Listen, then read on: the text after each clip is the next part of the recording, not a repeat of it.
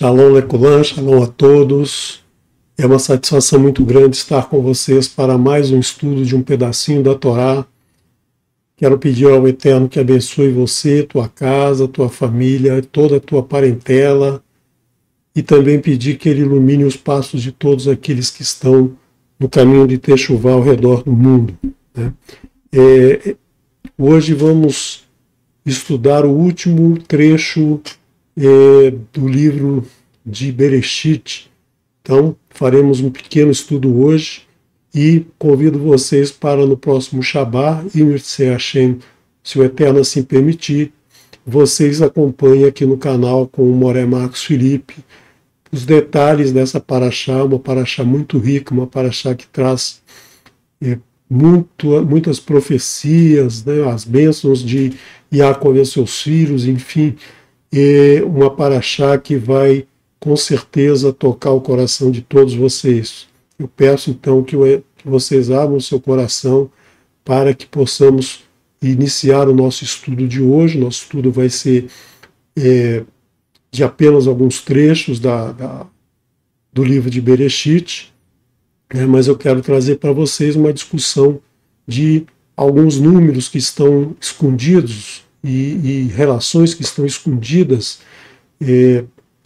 relativas às pessoas, aos nossos patriarcas e a Yosef. Então, eu peço a você que abra o seu coração e que aperte o cinto para que a gente possa estudar a paraxá Vayeri, que trata do período em que Yaakov vive na terra de Mitzray, na terra do Egito, e após encontrar seu filho, o qual ele pensava, né, julgava ter sido morto há muitos anos antes, né? Então, essa paraxá, o livro Bereshit, é um livro muito importante, né, ao meu ver, é um livro que nos traz muita informação.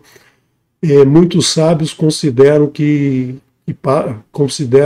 o estudo desse livro como fundamental, e muitos deles passam a vida estudando somente o livro de Bereshit, dada a quantidade de informação a respeito de todo o mundo, né, as informações que esse livro traz para a vida de todos. Então, nesse livro nós temos uma base de todos os 5 rolos, né? Nesse livro a gente estuda a formação do mundo. Ele começa com a criação dos céus e da terra, né, que nós podemos relacionar com as grandezas físicas, como fizemos num estudo anterior, e também fala sobre a criação da vida, fala sobre a criação do homem, sobre a relação do homem com seus pais, seus irmãos, seus afetos, seus desafetos.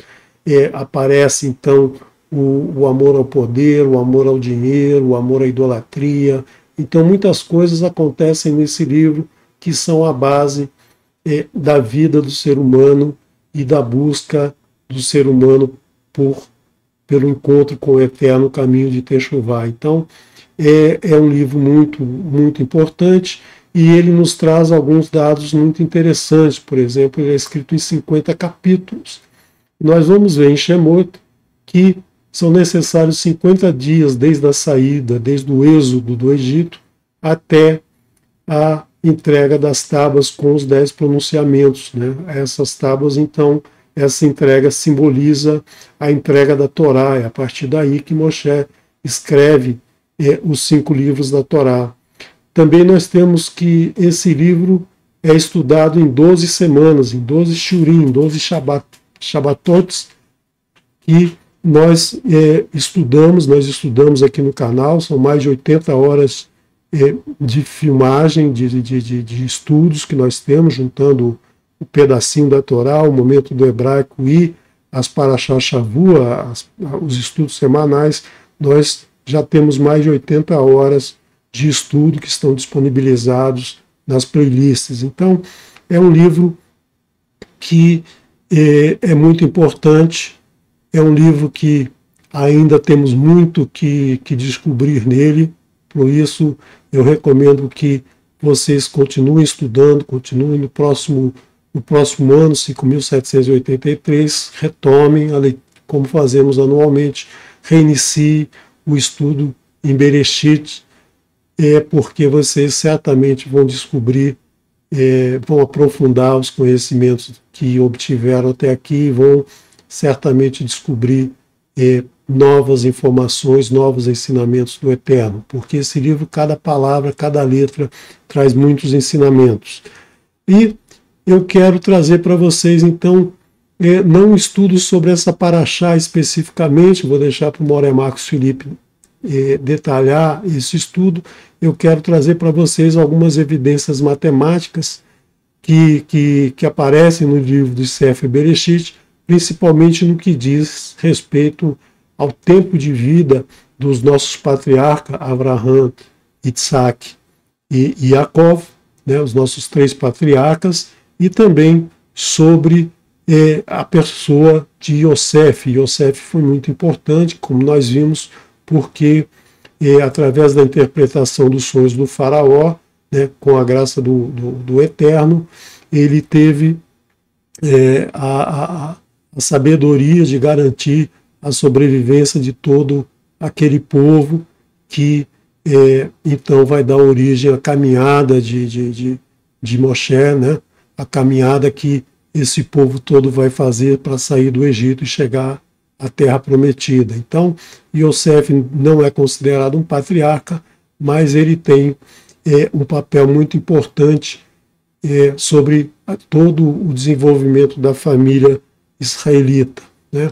E eu quero trazer para vocês, então, esse estudo dessas datas e quero aproveitar para mostrar para vocês uma tradução de forma literal do texto que é trazido em hebraico e que muitas vezes é traduzido e na tradução a gente perde algum sentido devido a conceitos culturais. O processo de tradução é complexo, é complicado, porque precisa tratar da cultura da época em que foi escrito, da nossa cultura atual, da cultura em que foi traduzido, de palavras que não são usadas normalmente, então é feita uma tradução por semelhança. Então, muitas vezes, nós temos as traduções da Torá em várias línguas de formas diferentes.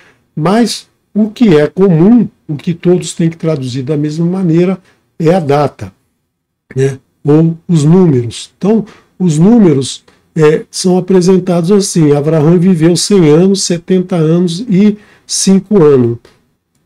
Isso quer dizer que Abraão viveu 175 anos. Cada tradução, seja ela em que língua for, ela tem que trazer que Abraão viveu 175 anos. Nenhum tradutor vai traduzir essa mensagem aqui como 174 ou 185 ou qualquer outro número que não seja esse. Então, os números na Torá, eles têm um significado muito importante. Toda vez que a gente encontra um número, como diz o Moré Haimson, toda vez que a gente encontra um número, a gente tem que estudá-lo, a gente tem que aprofundar a sua relação com o contexto em que ele é tratado e descobrir por que esse número está ali e quais as informações que ele nos traz, porque a matemática, ela é perfeita, ela, com qualquer língua, ela sempre vai trazer o mesmo significado, o mesmo resultado, a mesma tradução. Então, por isso, eu vou manter esse tipo de tradução,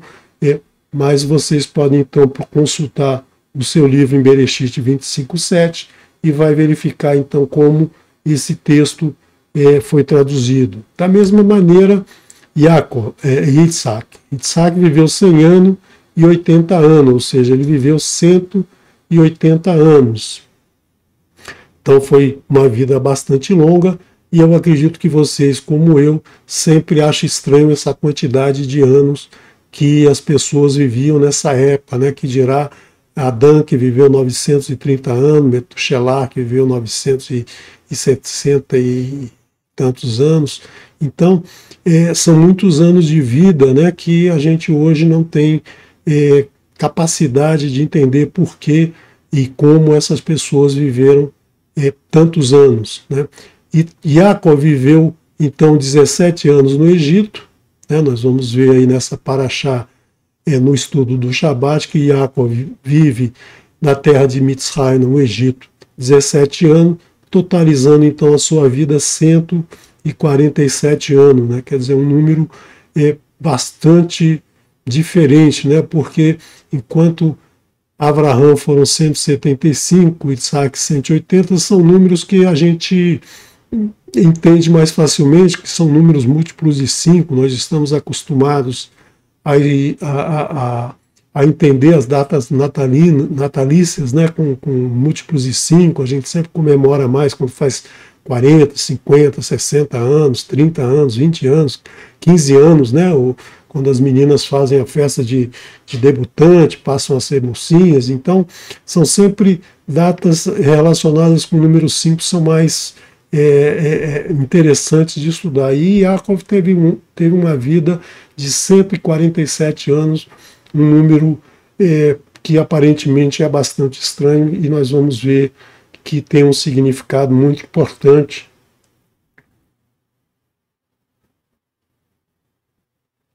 dentro da sua vida e das vidas daqueles que estavam ligados a ele. Então, é um número também muito interessante, que eu acredito que vocês já devem ter ouvido muitas vezes esse número. Alguns já podem ter até dirigido um carro que tinha esse modelo, quer dizer, um fabricante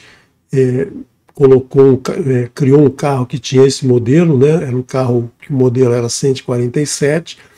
Provavelmente, eu acredito que provavelmente o modelo veio dessa vida de Yaakov. Eu não fiz essa pesquisa. Se alguém se prontificar a fazer essa pesquisa aí do porquê que aquele modelo de carro tinha esse número, por favor, coloque aí nos comentários para a gente poder então entender. Mas eu acredito que aquele fabricante entendia muito bem da Torá e resolveu fazer uma homenagem a Yaakov, colocando o modelo daquele carro como 147. Né? E Yosef viveu 110 anos. Né? Ele viveu um período fora do Egito. Até os 17 anos ele viveu fora do Egito, e depois dos 17 aos 110 ele viveu totalmente no Egito. Né? Então, Yosef tem 110 anos. Vamos pegar esses números então e estudar esses números. Como que nós vamos estudar? Vamos primeiro tabular esses números, né? Os 3 patriarcas e Yosef, Abraham, bisavô de Yosef, Isaac, o avô de Yosef, Yaakov, o pai de Yosef, e as idades de cada um. Então, para a gente estudar essas idades, seria conveniente a gente transformar esse número em números menores, números que a gente pudesse ter alguma relação entre eles, né? Então, a primeira ideia que nos vem é fatorar o número. O que é fatorar um número? Bom, a gente aprendeu isso lá no ensino fundamental, no 3º, 4º ano, quando a gente aprendeu a fazer multiplicação de números. A gente aprendeu que existem os números primos, os números que são divisíveis apenas por eles mesmos e pela unidade. Então, todo número pode ser escrito como um produto de números primos. Por exemplo, 10 é escrito como 2 vezes 5. 2 é um número primo e 5 também é um número primo. Né? O 15 é o 3 vezes 5. Então, a gente pode buscar fatorar esse número. Então, se o número é par, a gente tem que o único número primo par é o 2, então a gente divide o número por 2, e se o resto for 0, a gente continua dividindo até esgotar todos os números primos inferiores ao número que a gente está tratando. Então, vamos fazer um exemplo aqui com 175. 175 não é par, então ele não é divisível por 2. Se a gente dividir por 3 aqui, não vai dar resultado exato, ou seja, vai sobrar um resto da divisão, então nós vamos dividir por 5. Então a gente faz uma divisão simples, né? 175 dividido por 5 vai dar 3 vezes 5, 15, colocamos aqui embaixo, subtraímos, sobra 2, desce o 5, 25 por 5 dá 5, coloca aqui embaixo, subtrai, zerou. Então, quando zerou, não tem resto, a gente fez a primeira divisão exata, mas esse número aqui ainda é divisível por 5, né? Então a gente pega o 35, divide novamente por 5, nós estamos fatorando o número 175. Chegamos aqui ao resultado 7. Bom, para vocês que conhecem matemática, já chegamos no próximo número primo acima do 5. Então, essa conta poderia finalizar como 5 vezes 5 vezes 7 dá 175. Isso é a maneira como nós trabalhamos, a maneira que nós aprendemos matemática e usamos no nosso dia a dia. Mas para comprovar, eu vou dividir o 7 por 7, que vai dar 1, e então nós finalizamos a conta, porque se a gente dividir 1 por 1, ele vai dar 1, né? 1 vezes 1, 1, menos 1, 0, então finalizamos a conta. Nós escrevemos então que 175 é 5 vezes 5 vezes 7. Esse 1 aqui a gente não considera, a gente não escreve na nossa conta, né? Então é dessa maneira que a gente aprende lá no ensino fundamental, no primeiro grau, ou na minha época chamava primário, né? Então é a forma que a gente aprende a fazer a fatoração de número. A gente não coloca o número 1 aqui multiplicando, né? Então, fazendo o estudo dessa paraxá, preparando esse shiur, eu me deparei então com essa questão do número 1, né? E a gente que está no caminho de Techuvá, a gente sabe que o 1 sempre está presente na nossa vida, mesmo que a gente não se lembre dele, mesmo que a gente não o coloque nas nossas contas, no nosso dia a dia, a gente sabe que o eterno que é 1, ele sempre está presente na nossa multiplicação, na nossa divisão. Então, sempre que multiplicamos os nossos dias, sempre que multiplicamos a nossa vida, o eterno está presente, mesmo que a gente não se atente para esse detalhe do multiplicar por 1. Sempre que nós dividimos o nosso pão, sempre que nós dividimos o nosso conhecimento, sempre que fazemos tzedakah, dividindo aquilo que recebemos gratuitamente do Eterno, a gente deve também permanecer com um presente na nossa conta. Então, o 1 sempre tem que estar presente na nossa conta, e se a gente não escrever, a gente tem que ter ele dentro do nosso coração, sabendo que em toda a nossa vida o Eterno está presente. Mesmo que a gente não lembre dele, ele está sempre presente aqui. Mesmo que a gente não coloque o 1 na nossa conta, ele está sempre presente. Então, isso é muito interessante, me ocorreu aí nesses dias, e eu nunca tinha tentado, eu sempre faço essas contas muito rapidamente de cabeça, são mais de 60 anos fazendo conta, então muitas contas elas são visualizadas muito rapidamente, e eu nunca havia considerado então a necessidade, né, a beleza de colocar o 1 na vida. Então a partir de agora o 1 vai estar sempre presente nas minhas contas. Então a gente pode tabular as 4 datas, né? A gente pode tabular a fatoração do 175, então a gente coloca aqui o dividendo aqui, 175, o divisor aqui o primeiro resultado, divide de novo, segundo resultado, divide de novo, e aí até o 1. Então nós podemos escrever 175 como 5 vezes 5 vezes 7 vezes o 1, né? Da mesma maneira, o 180, que é par, divide por 2, dá 90, que é par, divide por 2, dá 45, por 3 e por 5 e por 1. Então o 180 pode ser escrito como 2 vezes 2 vezes 3 vezes 3 vezes 5 vezes 1. Então esses são os números primos menores do que formam o número 180. Então nós podemos também escrever 4 vezes 9 vezes 5, ou 6 vezes 6 vezes 5, que eu vou mostrar para vocês que isso tem uma implicação nos nossos cálculos posteriores. E a mesma coisa o 147, né? Dividido por 3 dá 49, por 7 dá 7, por 7 dá 1, então ele é escrito como 7 vezes 7 vezes 3, vezes 1. Então eu mantive o 1 sempre presente aqui, porque a gente tem que sempre lembrar que o 1 é o eterno é 1. Né? Então lembrando aqui do Shema Israel, Adonai Eloheinu, Adonai Echad. Ouve Israel, Adonai é o teu Criador, Adonai é 1. Então ele sempre tem que estar presente no nosso dia a dia, sempre tem que estar presente na nossa mente, em todos os momentos, quando nos levantamos e quando nos deitamos e quando nos sentamos, quando comemos, enfim, todo dia ele tem que estar presente em nossa vida, pois ele é a fonte de toda a nossa vida.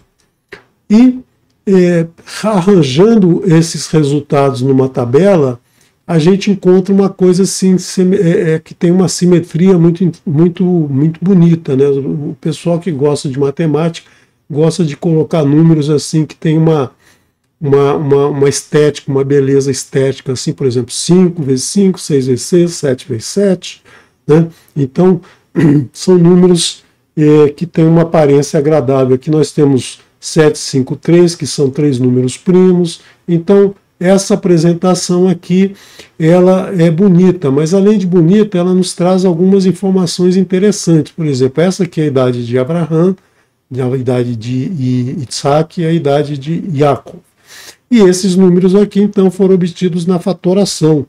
Mas esses números aqui, se a gente somar 5 vezes 5, mais 6 vezes 6, mais 7 vezes 7, nós temos a idade de vida, o tempo de vida de Yosef. Então nós temos aqui, além dos 3 patriarcas, nós temos a presença de Yosef. Então o tempo de vida aqui não poderia realmente ser 174 ou 178, aqui não poderia ser 181 ou 172, qualquer número diferente aqui a conta não fecharia, quer dizer, nós não teríamos a relação que nós conseguimos aqui relacionando os 3 patriarcas e Yosef. Qualquer número aqui que fosse acrescentado, um a mais ou um a menos, faria uma diferença muito grande.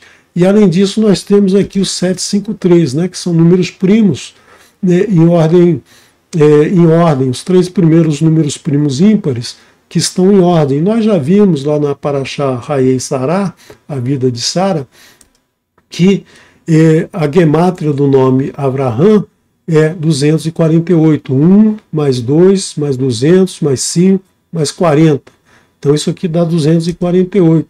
E de Sará, a gemátria dá 300 mais 200, 500 mais 5, 505, e que dá exatamente o número 753, que é esse número que nós temos aqui relacionados às idades, ao tempo de vida de Avraham, Isaac e Jacob. Então aqui nós relacionamos Avraham, Sara, Isaac, Jacob e Yosef. Então nós temos aqui nessa tabelinha com poucos números, nós temos aí muitas informações coletadas do livro de Bereshit. Então, além disso, nós temos aqui 5 mais 5 mais 7.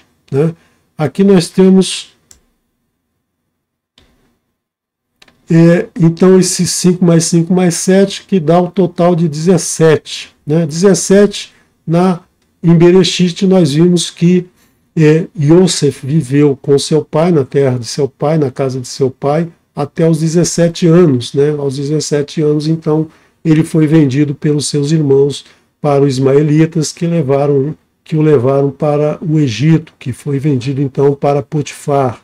Então, nós temos esses 17 também relacionados com a idade de Avraham, né? 17 anos, a idade de Yosef. E aqui nós também temos 17 anos, né? 6 mais 6 mais 5 dá 17, e aqui nós temos 7 mais 7 mais 3, que também dá 17, ou seja, também representando o tempo de vida de Jacob junto com o seu filho na terra do Egito. Então, Jacob, depois que descobriu que seu filho estava vivo, ele vai para o Egito e vive lá 17 anos. Então, nós temos aí novamente os 17. E os resultados, 175 mais 180 e 147. Será que tem alguma relação que podemos tirar daí? Podemos escrever esses números da seguinte maneira, somar esses números, como se fosse uma gemátria, redução, a raiz desse número 175, somando as partes, 1 mais 7 mais 5 dá 13, 1 mais 8 mais 0 dá 9, 1 mais 4 mais 7 dá 12, e a soma disso, então, dá os 34 anos, ou seja, os anos em que Yosef e seu pai viveram juntos, 17 anos antes de Yosef ir para o Egito e 17 anos quando o seu pai vive no Egito. Então nós temos aqui novamente a relação de idades trazidas lá de Abraão, Isaac e Jacó para a duração de vida conjunta de Yosef e seu pai Jacob. Então, nós podemos rearranjar novamente aqueles números, em vez de escrever assim, colocar dessa forma, 5 vezes 5 vezes 5, 5 vezes 6 vezes 6, 3 vezes 7 vezes 7. E aqui nós notamos uma particularidade, tanto Abraão quanto Jacob tem o número 7 na sua relação, nas suas idades. Já Isaac não tem o número 7, ele tem aqui o quadrado do número 6. Agora, por que isso? Né? Se a gente procurar em toda a escritura, qualquer menção a Isaac, ela não está relacionada com o número 7. O número 7 não aparece explícito nas relações da Torá e de Bereshit, principalmente, né? Onde ele é mais citado, não aparece o número 7, mas aparece o número 6, por exemplo. O número 6 aparece na sua idade. Ele viveu 180 anos, que são 3 vezes o número 60, ou 3 vezes 10 vezes 6. Então nós temos aí o 6 ligado a Isaac. Nós temos também que ele casou aos 40 anos e viveu com Rivka por 20 anos sem ter filhos, e aos 60 anos Rivka dá à luz a Esav e a Jacob. Então, nós temos aí que o 60 ou 6 aparece algumas vezes na vida de Isaac, não aparece o número 7. Né? É muito interessante essa relação. E nós temos mais uma coisa interessante com os nomes desses personagens, né? Porque a gente acha que esses nomes foram dados por seus pais, por exemplo. Isaac foi dado a ele porque tanto Abraão quanto Sara riram no momento em que souberam que ela ficaria grávida naquela idade avançada. E Jacob teve esse nome porque veio agarrado ao calcanhar do irmão quando nasceu, e Yosef porque sua mãe já esperava ter um filho há muito tempo, então quando ela tem esse filho, ela pede que se acrescente mais filhos. Né? Então, esses nomes aparentemente têm a ver com um acontecimento durante o seu nascimento. Mas se a gente for verificar o nome escrito em hebraico, a gente vê uma particularidade muito interessante. Todos eles iniciam com Yud, a primeira letra do nome do Eterno, né? A mão do Eterno, então presente na vida de cada um. Todos eles têm 4 letras. Isaac é Yud, Tzad, Het e Kuf. Yaakov é Yud, Ain, Kuf e Vet. E Yosef é Yud, Vav, Samer e Fe sufite, o Fe final, o P, o Fe final. Então nós temos 4 letras em cada um. E fazendo a gemátria dessas letras, a gente tem para Isaac 10 mais 90 mais 8 mais 100, 208. Para Jacob nós temos 10, 70 mais 100 mais 2. E para Yosef nós temos 10 mais 6 mais 60 mais 80, que dá 156. E fatorando esse número e rearranjando os números, nós temos aqui que Isaac tem associado a ele o número 8, né? o 8 que é a raiz do valor do tetragrama. Nós temos que Yaakov, a raiz é o número da plenitude, o Shabat, e em Yosef nós temos que a raiz é exatamente o número 6. Mas, logicamente, esses números aqui são multiplicados por um outro número, né, que é exatamente o número 26. 8 vezes 26 dá 208, 7 vezes 26 dá 182 e 6 vezes 26 dá 156. Então, nós temos aqui exatamente o valor do tetragrama sagrado, né, associados aos nomes, né, a gemátria dos nomes de Yitzhak, Yaakov e Yosef, a mão do Eterno presente no nome de cada um, e 4 letras, assim como o nome do Eterno tem 4 letras. Então esses nomes não foram escolhidos ao acaso ou simplesmente por um fato que aconteceu no momento de seu nascimento, né? Esses nomes já então eram determinados pelo Eterno, porque tinha um significado, que tinha um objetivo maior dentro da Escritura, né? Então tudo isso para mostrar para vocês que esses números eles têm um significado muito importante, esses nomes têm um significado muito importante, e são relações que a gente não pode tratar apenas como coincidência, né? Porque Moshe não poderia ter escrito esses nomes, porque esses nomes já existiam antes de Moshe. Esses números associados aos nomes só vieram aparecer muito tempo depois, então não tinha como Moshe fazer todas essas contas darem certo. Então, para garantir que tudo isso tem origem no Eterno. Mas vocês podem dizer assim, não, mas são números. Números a gente pode fazer a conta dar, arrumar, fazer uma tabelinha bonitinha.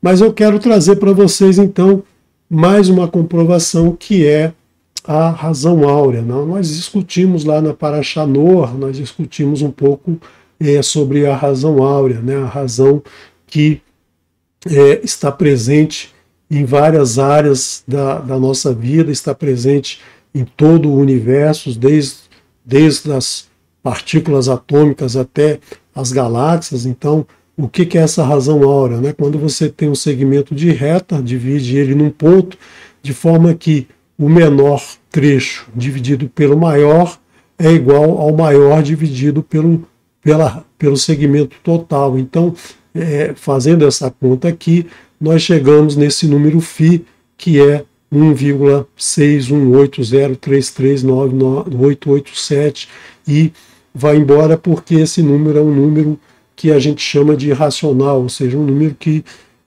a divisão nunca termina com o resto zero, sempre dá para dividir mais um pouco. E também associado à sequência de Fibonacci, nessa sequência aqui que junta, que está presente nas plantas, né, no crescimento das plantas, como nós vimos lá atrás, que está na dimensão das nossas mãos, né, da nossa mão, o tamanho dos dedos, da distância do nariz para a testa, para o lábio, enfim, em todo o nosso corpo a gente tem aí a presença dessa razão áurea, também chamada de proporção divina, porque ela está presente em todos os seres vivos praticamente, e o homem usa muito dessa estética trazida por esse número na sua arquitetura, na arte, né? Então, esse número aí é um número muito interessante, por quê? Porque ele é uma verdade matemática, ele é uma razão de comprimentos de um segmento de reta. Isso em qualquer idioma, e se houvesse vida em qualquer planeta, também se teria essa relação, se teria alguém lá falando a língua lá do tal planeta, estaria com essa razão áurea da mesma maneira, ou seja, ela não depende de mim, ela não depende de você, ela não depende de nada, ela foi colocada pelo Eterno, porque ela é um processo natural, ela ocorre naturalmente né, a sua existência é incontestável. Não temos como dizer, olha, Renato ajustou aí para dar esse número. Não tem ajuste, não tem como. Resolve essa equação aqui, vai dar uma equação de segundo grau e a raiz vai ser 1,618 ou 0,618. Então, são as duas raízes que representam essa razão áurea. Então, será que existe alguma relação entre a razão áurea e os patriarcas e alguma coisa que aconteceu na vida dos patriarcas? Vejamos. Avram tinha 75 anos quando pisou na Terra Prometida. Então nós vimos lá na porção Lech Lecha, saia por você, abandone a casa da sua família e vá para um lugar que o Eterno então estava definindo para Avram. Então Avram tinha vivido aí até os 75 anos com seu pai e saiu de Harã e foi para a Terra Prometida. Sara tinha 10 anos a menos que Avram, então tinha 65 anos quando saiu da terra em que vivia e foi para a Terra Prometida.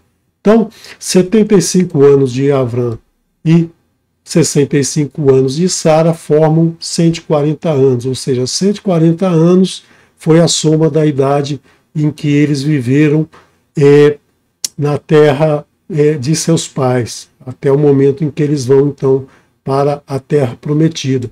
E a razão áurea de 140, ou seja, 140 dividido por 1,618, dá 86,5. Existe alguma coisa relacionada a esse número na vida de Avram e Sarai? Existe. Né?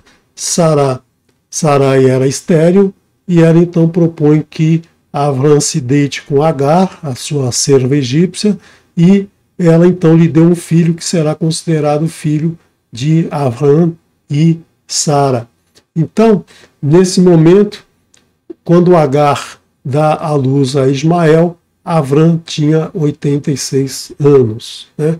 Muito interessante, que é exatamente o número da razão áurea do tempo de vida de Avram e Sara fora da Terra Prometida. E eles viveram na Terra Prometida 100 anos Avraham, né?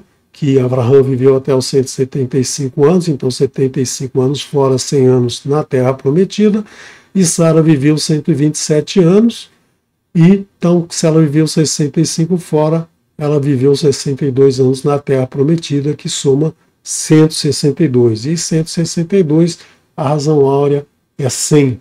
O que aconteceu na vida de Avraham quando ele tinha 100 anos? 100 anos nasceu o seu filho Isaac. Então, o momento que Avram e Sara viviam fora da Terra Prometida, eles tiveram Ismael, e Ismael não viveu na Terra Prometida, ele saiu da Terra Prometida.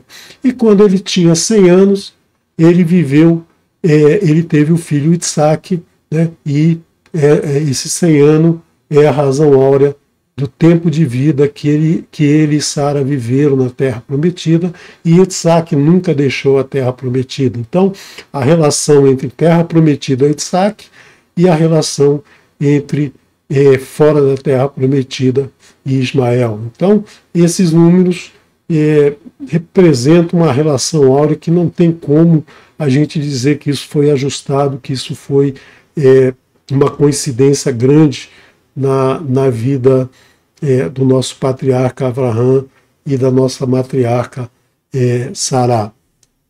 Bom, na vida de Avraham nós temos um outro número interessante, que é o número 318. 318 foi o número de pessoas, de homens treinados que ele reuniu para salvar o seu sobrinho Lot, sobrinho, cunhado, e a quem ele tratava como um filho, né, que haviam se separado, mas Lot havia sido aprisionado, e ele então pela primeira vez junta aí 318 homens para lutar por Lot. Por que 318 e não 320? Não podia pegar mais 2 sujeitinhos lá e juntar e fazer 320 lá salvar o Lot, ou então só 300, né, como na história grega lá dos 300, que até virou filme, né? Por que 318? Por que esse número quebradinho assim? Olha, vamos ver que esse número 318 só aparece 3 vezes na Torá. Ele aparece aí com o número desses homens treinados por Avram e também aparece no nome Eliezer, né? O Eliezer aparece uma vez como servo de Adrã, ele é citado apenas uma vez o nome desse servo em Bereshit 15:2, e também é um dos 2 filhos de Moshe. Moshe teve 2 filhos, Gershom e Eliezer, né? Então é citado em Shemot 18.4, que no verso 4 do capítulo 18, que nós vamos ver mais à frente. Então essa palavra Eliezer, ela tem a gemátria 318. Então nós temos 3 vezes a aparição do número 318 na Torá e uma associada ao número de homens treinados que Abraham vai libertar o seu sobrinho, e ligada também ao nome do servo de Abraão, né? Então é muito interessante, a gemátria desse número dá 196. Então 318 está ligada à primeira defesa do filho do sobrinho de Abraão. E a segunda aparição nós vamos ver em momentos em que Abraão vai buscar salvar novamente o seu sobrinho, né? Então, naquele momento em que ele recebe as 3 pessoas e descobre que eles vão a Sedom e vão destruir a terra de Sedom, que vivia cheia de pessoas que faziam muitas maldades, ele, sabendo que seu sobrinho morava lá, ele tenta interceder por seu sobrinho. Lógico que ele não diz que quer defender o seu sobrinho, mas ele tenta salvar toda aquela terra de Sedom, né? Então, quando o Eterno diz que vai destruir Sedom, ele pergunta: poxa, mas e se tiver 50 justos, você vai destruir Sedom mesmo assim? Esses 50 justos podem salvar esse povo, tornar esse povo justo, né? Então o Eterno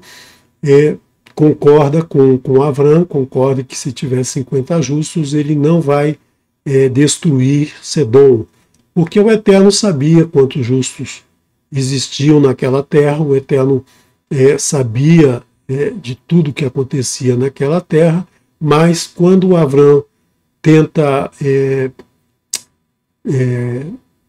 defender essa população, tenta apresentar argumentos para defender essa população, ele acha graça aos olhos do Eterno, para que o Eterno então modifique essa decisão de destruir Sedom. Então, quando Avrão consegue que com 50, convenceu o Eterno que com 50 ele manteria, ele tira aí 10% desses 50, ele tira 5 e fala: pô, mas se não tiver 50, tiver só 45, não dá para garantir aí que não vai destruir?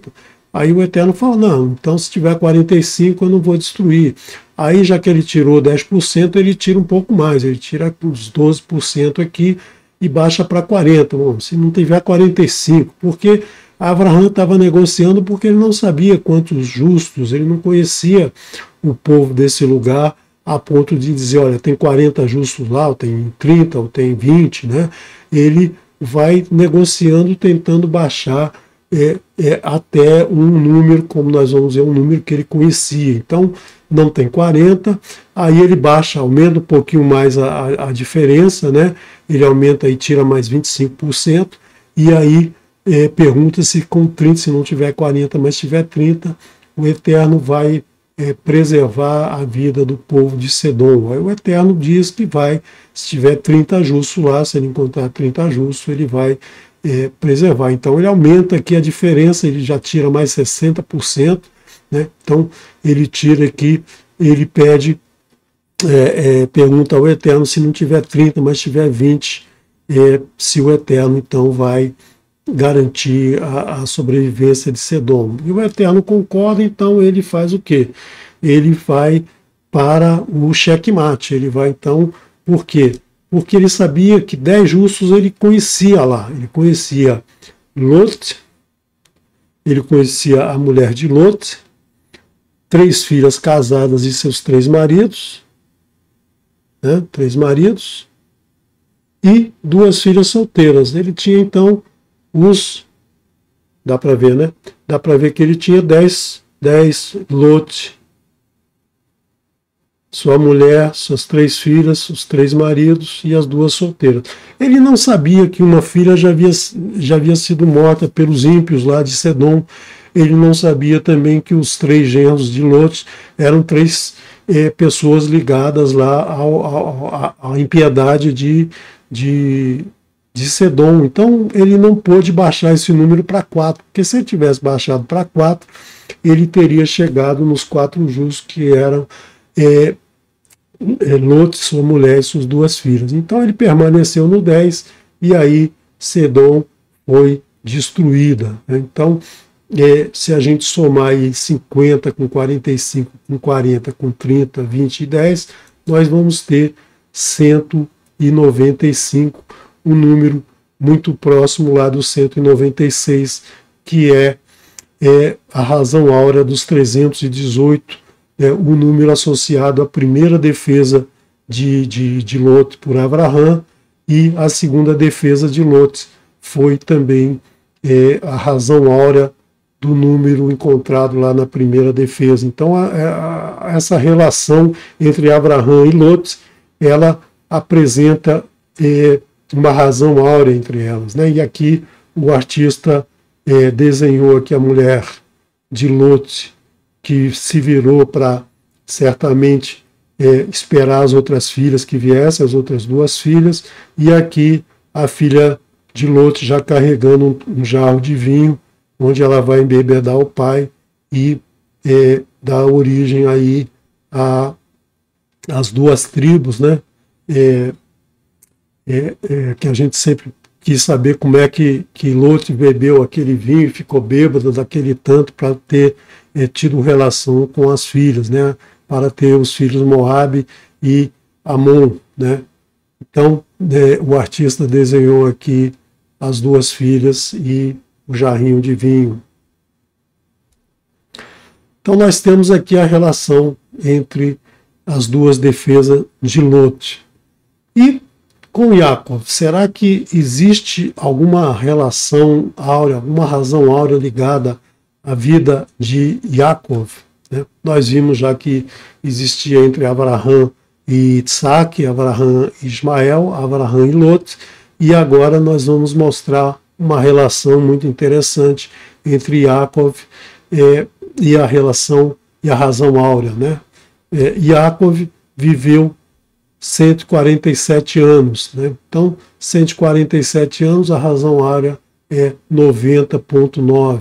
Né? Então, o que aconteceu na vida de Yaakov que dá esse número, né? Qual a relação de Yaakov com essa razão áurea? Bom, vamos ter que pesquisar, porque quando nasceu Isaac, é dito na Torá que Abraham tinha 100 anos. Quando nasceu Ismael, é dito na Torá que Abraham tinha 86 anos. Quando nasceu Yaakov e Esav, é dito que Isaac tinha 60 anos. Mas quando nasceu o filho Yosef, né, o filho de Rachel, o filho que Yaakov mais amava, não aparece na Torá que Yaakov tinha tantos anos de vida. Então nós temos que descobrir, através do texto, né, nós temos que descobrir porque a Torá não cita explicitamente essa data, mas ela nos dá condições de chegar à idade de Yaakov quando Yosef nasceu. Então, nós sabemos que Yaakov viveu 147 anos. Né? Então, essa é a primeira pista. A segunda pista a gente sabe que Yaakov viveu na terra de Mitzrayim 10 anos, ou seja, ele viveu 17 anos nós vamos estudar nessa Parashá. Então nós sabemos que Yaakov viveu 17 anos em Mitzrayim. Nós sabemos, então, que por esses dois números, 147, a vida dele, ele viveu 17 anos lá, ele chegou a Mitzrayim com 130 anos. Né? Então, 130 anos é a idade em que ele reencontra seu filho, Yosef.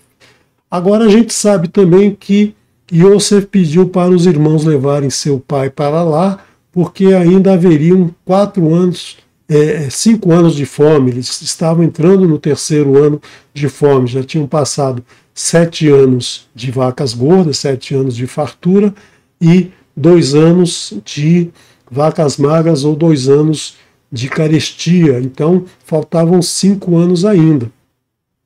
E nós sabemos que Yosef viveu 17 anos na casa de seu pai, 2 anos na casa de Potifar e 11 anos preso no presídio da casa do faraó. Então ele tinha 30 anos quando assumiu o vice-rei, como vice-rei do Egito. Ele tinha 30 anos quando começou o período das vacas gordas. Então, como ele tinha 30 anos e passaram 7 anos de fartura e 2 anos de fome, ele tinha 39 anos quando começou o 3º ano de fome, ou seja, ele tinha 39 anos quando reencontrou seu pai, que tinha 130 anos.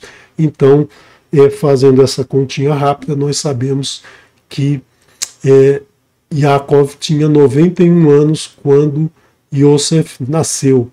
Então, nós temos aí novamente uma relação áurea, uma razão áurea entre a idade de Yaakov e a idade que ele tinha quando seu filho nasceu. Então nós temos aí novamente um número trazendo relações matemáticas dentro das escrituras que não podem ser tratadas apenas como coincidências. Né? Não dá para a gente juntar tanta coincidência assim num texto pequeno como é o texto de Bereshit, apesar de um texto que traz tanto segredo, tanta informação, tanto ensinamento. Então é importante que a gente tire da nossa cabeça essas coincidências, que a gente consiga explicar para as pessoas que a Torá realmente é um livro que nos foi dado pelo Eterno, com as instruções do Eterno para a nossa vida, e que,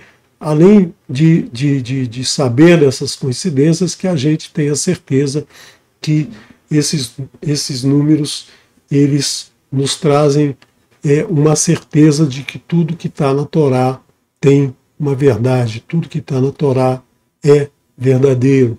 Por quê? Porque nós usamos a matemática para validar muitos sistemas, muitos softwares. Né? Hoje em dia que a gente usa software para gerenciar praticamente tudo, desde a área médica, desde a indústria, no comércio, enfim, em todas as áreas a gente utiliza softwares, e esses softwares são validados através de relações matemáticas, né? E essas relações então servem para garantir que aquele software vai funcionar corretamente. Então o Eterno colocou muita matemática dentro da Torá, simplesmente para nos mostrar que a Torá está validada matematicamente. Qualquer que seja a tradução feita para qualquer idioma, a matemática está ali para garantir que o texto original, a mensagem original é preservada, é verdadeira. Por quê?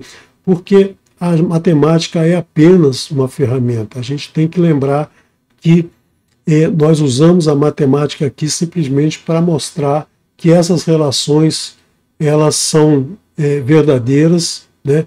Para mostrar que se essas são verdadeiras, todo o restante que está escrito, que a gente ainda não conseguiu validar matematicamente, também tem uma verdade implícita dentro de todo o texto da Torá.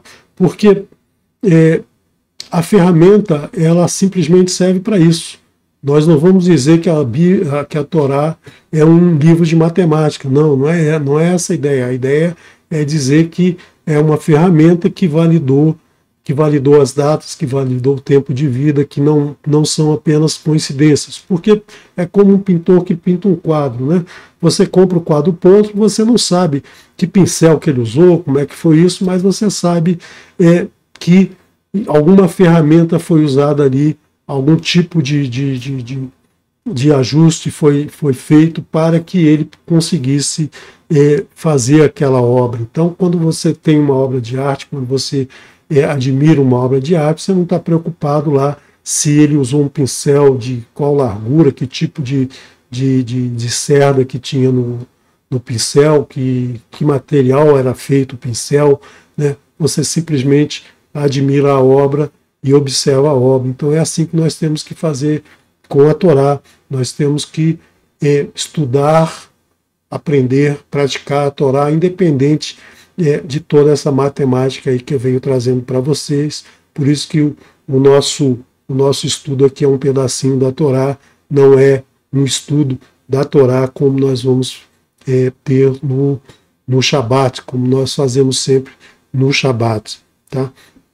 E eu trago também alguns nomes transliterados e a tradução em português para que vocês possam acompanhar nas traduções que vocês têm da Torá. E quero aproveitar aqui dar a vocês um Todá Rabá, um slide que eu copiei do More Haimson. Agradeço muito ao More Haimson por esse slide, né? Nós nos espelhamos no seu Atos dos Apóstolos, né? Atos dos Emissários. Então, eu gostaria de convidar vocês novamente para acompanhar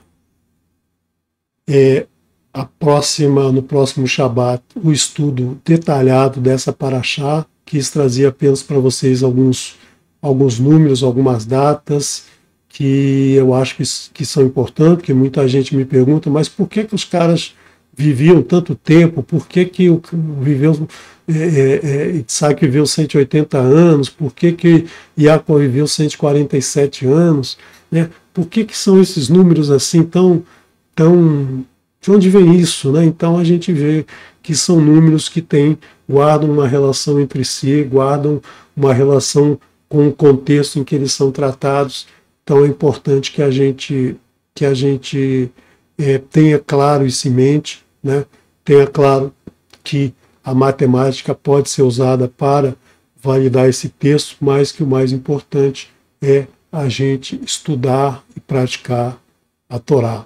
E gostaria que vocês tivessem sempre em mente aquela multiplicação por 1, que aparentemente não muda nada, mas mesmo que a gente não lembre de multiplicar por 1, esse 1 vai estar sempre presente na nossa vida, né? Então é importante que a gente nunca esqueça de multiplicar a nossa vida por 1, de dividir a nossa vida por 1. Né? O 1 está sempre presente na nossa vida e que ele abençoe vocês e os guarde. Vou então passar para vocês uma canção da dupla Rapa Varim, Noite de Rosas. Shalom, shalom.